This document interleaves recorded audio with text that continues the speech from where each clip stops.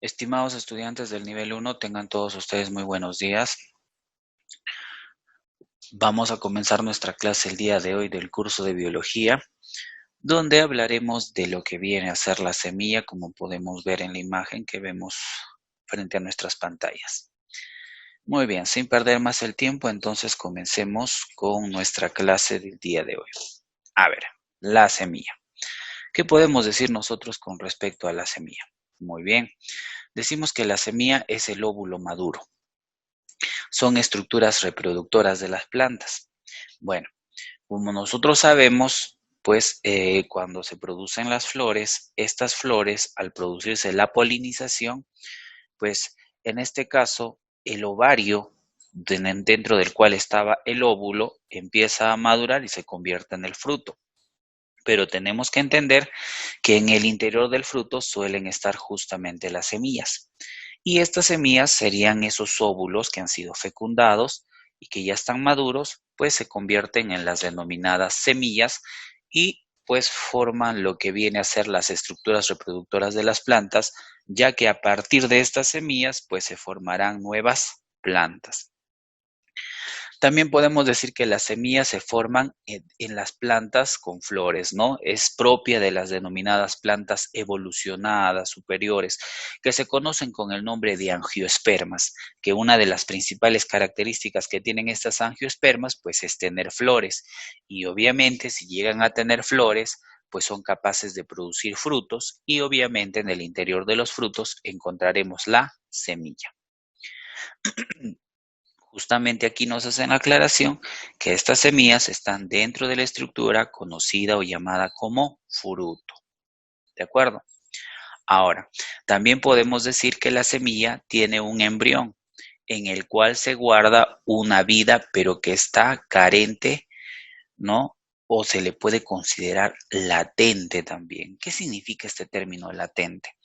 Pues a pesar de que la semilla, por ejemplo, imagínense la pepa de un durazno, nosotros la podemos guardar un largo tiempo, un año, medio año, y no ha entrado en contacto con la tierra, a pesar de que esta pepita, que en sí sería la semilla, no ha estado en contacto con el agua, la tierra, etcétera, pues permanece viva aún. A eso es a lo que se refiere con latente. Está en un estado de latencia, está latente, que cuando encuentre las condiciones necesarias, por ejemplo, imagínense que esa pepita cae al suelo, en la tierra, hay humedad, hay luz, todas las condiciones, pues esa semilla empezará a formar una nueva plantita, ¿no? Entonces generará pues la aparición de un embrión, o perdón, que el embrión empiece a desarrollarse y generar una nueva planta. ¿Correcto? Muy bien. Ahora vamos a hablar de las estructuras de la semilla. Bueno, en este caso de la semilla, ya saben, de las plantas superiores, ¿no? Que tienen flores y frutos conocidas como angiospermas. Podemos decir en este caso, ¿no? Que estas semillas constan de las siguientes partes. Primero, el tegumento. El tegumento es la cubierta o envoltura de la semilla. Su función es proteger, ¿no? Y es durable para permitir justamente durante el tiempo que la semilla esté latente, cuidar al embrión y permitir que se mantenga vivo. Aquí vemos el tegumento, pues es esa envoltura que está rodeando a lo que vendría a ser también el embrión. Luego vemos al hilo. Este hilo es el punto de unión entre la semilla y el ovario. ¿De acuerdo? Bueno, aquí no se nota en la imagen, ¿ya? Tenemos a los cotiledones o cotiledón, que es donde se almacena la reserva alimenticia o endosperma. A ver, tenemos que entender que aquí justamente este embrión que lo encontramos aquí en la parte del medio, a su alrededor hay una gran cantidad de sustancia que le va a permitir nutrirse y eso se llama cotiledón. Esta sustancia alimenticia pues será importantísima porque le va a permitir seguir viviendo a ese embrión y cuando va a iniciar el proceso de germinación, esos cotiledones también le van a permitir tener la energía y el alimento suficiente para desarrollarse y producir justamente la germinación. Luego vemos la plúmula, ¿no? Que ahí es donde se forman las primeras hojas verdes. Esta plúmula origina las hojitas, las dos primeras hojitas. Y también encontramos la radícula, que sería la base, ¿no? La parte de aquí abajo. Esa radícula es una estructura que sale de la plúmula y se convierte en la raíz luego. Entonces, la plúmula es la que forma las primeras hojitas y la radícula sería la que está originando la raíz. ¿Ya? Muy bien. Ahora podemos mencionar también lo siguiente. En el nudo de fijación de los dos cotiledones, bueno, esto sería cuando una semilla es dicotiledónea y ahora lo vamos a ver en qué consiste eso, se divide el eje de dos regiones. Ese eje de dos regiones puede ser uno, el hipocólito, que es la región de abajo, se desarrolla luego de la raíz primaria y luego sería el epicólito, que es la región de arriba y aparece un pequeño racimo de hojas diminutas. Entonces, cuando la planta está empezando ya su proceso de germinación a partir de la semilla, se van a formar dos estructuras, no olvidemos eso. Primero el hipocólito, la región de abajo, que se desarrolla luego de la raíz primaria, y luego el epicólito, que es la parte superior, la parte de arriba, que va a permitir la aparición de pequeños racimos de hojas muy diminutas. ¿Ya?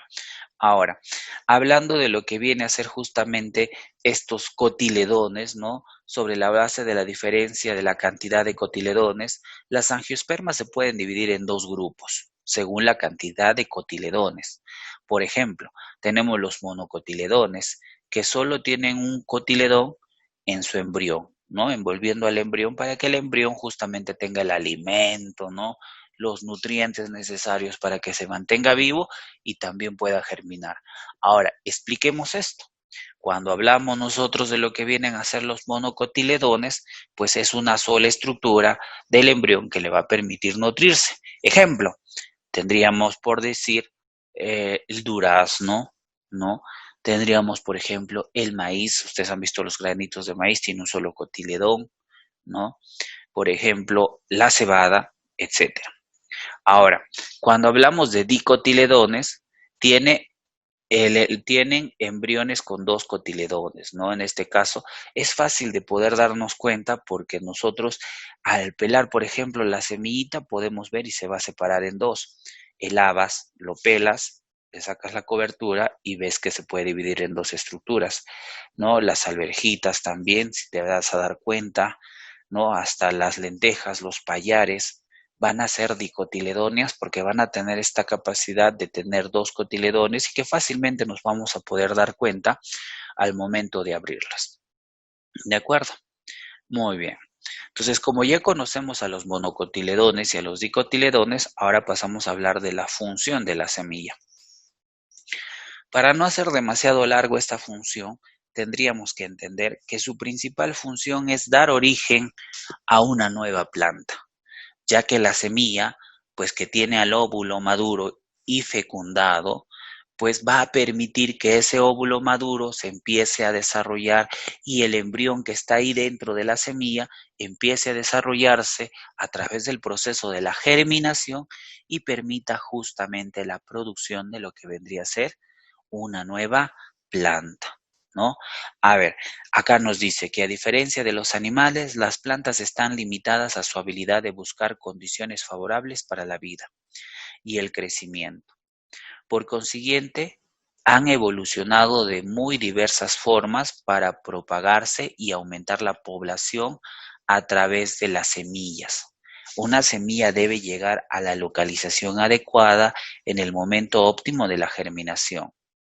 Estas propiedades que fomentan la producción de las siguientes generaciones es posible que estén más relacionadas con el fruto que con las mismas semillas, ya que las funciones típicas de las semillas es servir de mecanismo retardante, permitiendo superar o suspender el crecimiento si las condiciones no son favorables, o dar tiempo necesario para su dispersión. Cada especie logra su objetivo de una forma diferente, produciendo una gran cantidad de semillas, envolviendo las semillas en duras capas que se van ablandando con la lluvia y con el frío invernal para germinar en la primavera.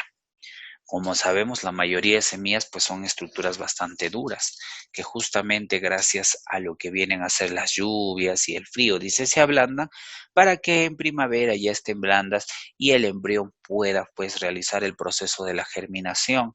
Nos dice también en este texto que muchas veces este fenómeno depende más del fruto. ¿Cómo así del fruto? Como tú sabes, el fruto es el que contiene las semillas. Pues hay múltiples mecanismos que justamente permiten que estas semillas puedan ser liberadas y ser llevadas a lugares distintos para que puedan generar nuevas plantas. Un claro ejemplo serían de muchos frutos comestibles, que muchos animales los recogen, comen, botan las pepas en cualquier lugar y justamente estas pepas que son las semillas pues van a permitir originar a otras nuevas plantas, ¿no? Entonces, en sí dependió del fruto porque el fruto fue lo atractivo para muchos animalitos como monos, aves, ¿no? Que se comieron el fruto y permitieron pues justamente liberar a estas semillas y dejarlas pues en un medio propicio para que puedan germinar, ¿no? Hay múltiples mecanismos. Muchas plantas también utilizan, por ejemplo, el viento. Un claro ejemplo sería el diente de león, ¿no? Que forma una especie de, parece estructuras con pelucita que cuando sopla fuerte el viento, estas se elevan y se van dispersando, ¿no? Y pueden llegar a lugares muy lejanos para llegar a encontrar las condiciones necesarias para que pueda germinar y puedan crecer nuevos dientes de león. ¿De acuerdo? Muy bien. Ahora nos toca hablar justamente de lo que viene a ser la germinación y diríamos que es un proceso por el cual una semilla colocada en un medio ambiente se convierte en una nueva plantita. Entonces, la germinación es el proceso en el cual la semilla se va convirtiendo o transformando en una nueva plantita. ¿Cómo ocurre este proceso? Dice. Pues este proceso ocurre en la germinación, el embrión se hincha. Ese pequeño embrión que estaba ahí dentro de la semilla, ¿no? Después que la semilla se ha humedecido la lluvia, ¿no? Con el frío invernal, dice, se ha hecho más blando, entonces el embrión se empieza a hinchar y gracias a eso la cubierta de la semilla se rompe y por lo tanto el embrión ya puede empezar a salir, ¿no? Lo primero que también ocurre, dice que es la radícula de la planta. Bueno, la radícula, no te olvides, es la que origina la raíz, ¿no? En la punta del hipocólito, ¿no? No te olvides, la radícula de la planta en la punta del hipocólito, que es la parte baja, ¿no? Del embrión. Es la primera parte del embrión que emerge y sale de la cubierta seminal, ¿no? O sea, de la cáscara de la semilla, ¿no? Sale de la cubierta seminal formando la raíz primaria. Entonces, una de las primeras cosas que ocurre para que la planta pueda justamente germinar es que esa radícula, su puntita que se llama hipocólito, rompe la cáscara que sería la cubierta seminal para dar origen a la raíz primaria. Ahora, una vez que ya se formó la raíz primaria, al fijarse esta raíz primaria en el suelo, en la otra parte, ¿no? La parte superior, el epicólito, que es la parte superior de la semilla del embrión, ¿no? Emerge y empieza a desarrollarse un joven vástago de la planta, ¿no? Ese joven vástago de la planta estaríamos diciendo pues que viene a ser ese racimo pequeño de florecitas, ¿no? O perdón, hojitas, un racimo pequeño de hojitas, ¿ya? Ahora, ¿qué más nos dice? A ver, siguiente proceso dice que los cotiledones permanecen en el suelo o serán llevados al aire por el crecimiento hacia arriba de la parte superior del hipocólito. Debemos de recordar que esos cotiledones podrán permanecer en la planta durante varias semanas y algunas veces se convierten en órganos verdes manufactureros de alimento a la manera de la planta o bien se marchitan y caen poco a poco después de la germinación cuando sus reservas de alimento ya están pues gastadas, ¿no?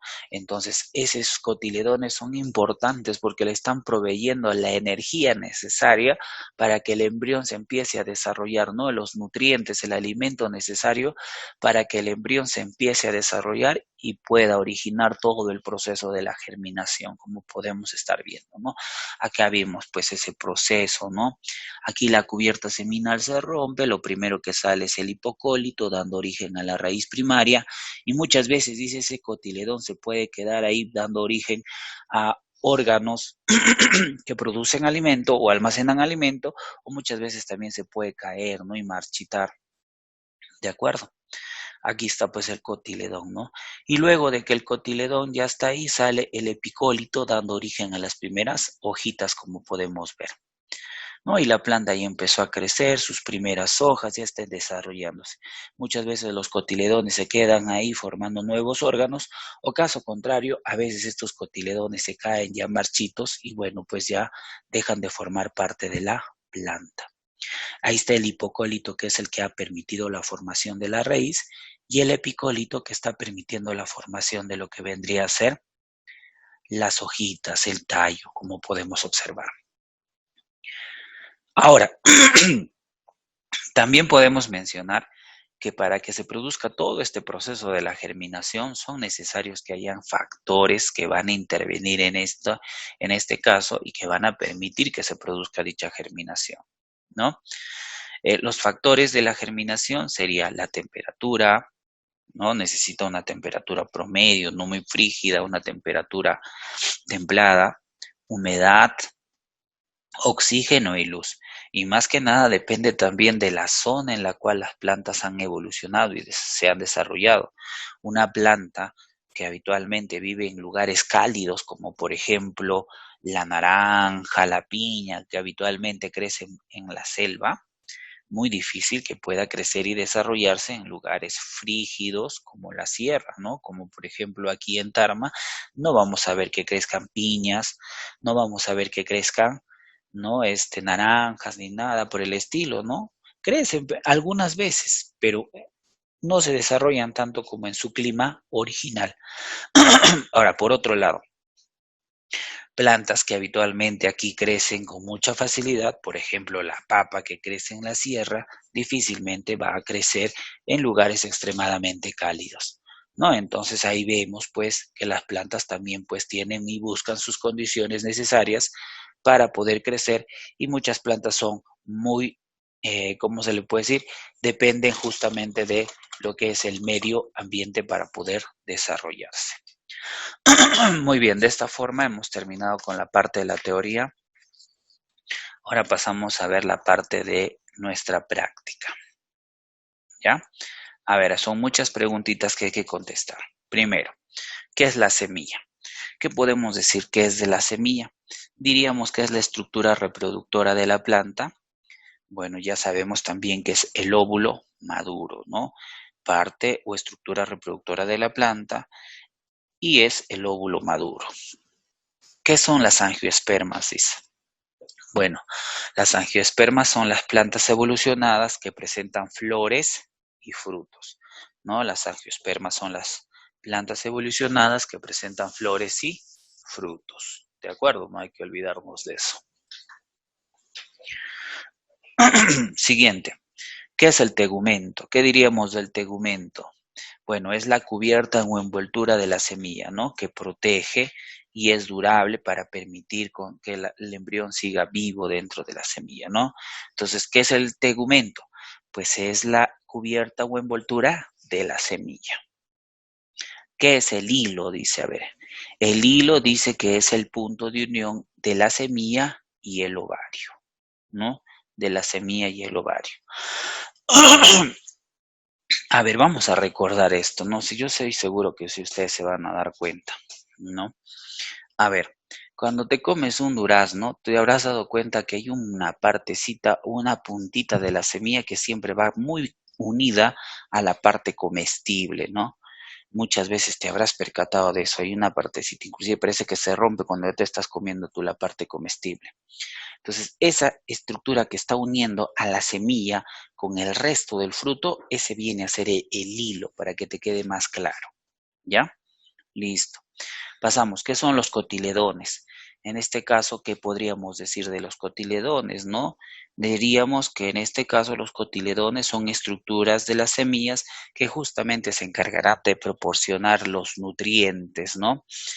Para que la planta justamente se desarrolle y pueda germinar. Entonces, son las estructuras de la semilla que proporcionan los nutrientes necesarios para la germinación. Ahora, ¿qué diríamos de la plúmula? Bueno, la plúmula dice son las estructuras que permiten la formación de las primeras hojas, ¿no es así? La plúmula son las estructuras que permiten la formación de las primeras hojas. ¿Y qué sería la radícula? Diríamos que la radícula es la estructura que se convierte luego en la raíz. La radícula es la estructura que se convierte en la raíz. A ver, continuamos. ¿Qué es el hipocólito? A ver, el hipocólito, ¿qué podemos decir del hipocólito? Es la región de abajo, ¿no? Bueno, en este caso, pues, del embrión, ¿no? Que se desarrolla luego de la raíz primaria, ¿no es así? Ese hipocólito, entonces, ha permitido también la formación de dicha raíz primaria, ¿no? Y se empieza a desarrollar, como hemos visto en la imagen, ¿no? Entonces, la parte baja y que va a permitir desarrollarse después de la raíz primaria. Ese detallito, ¿no ves? Hemos visto acá, a ver, para que recuerdes, acá está la imagen, ¿ves? Acá está el hipocólito, ¿ves? Se desarrolla después de la raíz primaria, inclusive llega a elevar al cotiledón, como podemos ver en la imagen. Ahora pasamos al siguiente, que es el epicólito. El epicólito dice que es la región de arriba que aparece de un pequeño racimo de hojas, ¿no? Diminutas. Aquí claramente también podemos ver el epicólito, ahí está, que permite la formación de un racimo de hojas, ¿ve? Que hemos podido observar. Ya está, epicólito. Entonces no te olvides que el epicólito es la región de arriba que aparece un pequeño racimo de hojas diminutas. ¿Cómo se dividen las angiospermas según el número de cotiledones? Bueno, se van a dividir en dos grupos, las monocotiledóneas, que en este caso pues tienen un solo cotiledón, y las dicotiledóneas que tienen dos cotiledones, ¿no? Monocotiledóneas, por ejemplo, el maíz, ¿no? Las piñitas que produce el pino, que también son semillas, ¿no? Tienen un solo cotiledón. La pepa del durazno, ¿no? En cambio, las dicotiledóneas, por ejemplo, no podríamos encontrar los frijoles, las habas, ¿no? Las alverjitas, etcétera, que justamente van a tener esos dos cotiledones. Ya está. Ahora sí, pasamos a desarrollar las preguntas. 11. Semillas, bueno, las preguntas con alternativas, ¿no? A ver, las semillas en las angiospermas se forman en estructuras llamadas fruto, alternativa C. 12. La cubierta de la envoltura de la semilla se va a denominar la cubierta o envoltura de la semilla, el tegumento, alternativa E. 13. La primera parte del embrión que emerge de la cubierta seminal, bueno, en este caso la primera parte vendría a ser el hipocólito, ¿no? Que es lo primero que va a surgir y va a formar la raíz primaria. Luego recién sale el epicólito. 14, perdón. No es un factor que afecte la germinación. La temperatura se afecta, humedad también, la luz, el oxígeno, todo. Ninguna de las anteriores sería en este caso. 15. Proceso por el cual una semilla colocada en un medio ambiente se convierte en una nueva planta o planta nueva, pues es la germinación, alternativa B. Al fijarse la raíz, él emerge y empieza a desarrollarse un joven vástago de la planta. Bueno, estaríamos hablando del epicólito, ¿no? Que va a formar las hojitas, ese vástago de hojitas. Alternativa C. Muy bien, de esta manera hemos concluido con la clase del día de hoy. Espero que prestes mucha atención. Listo, chicos. Nos encontramos en el apoyo académico.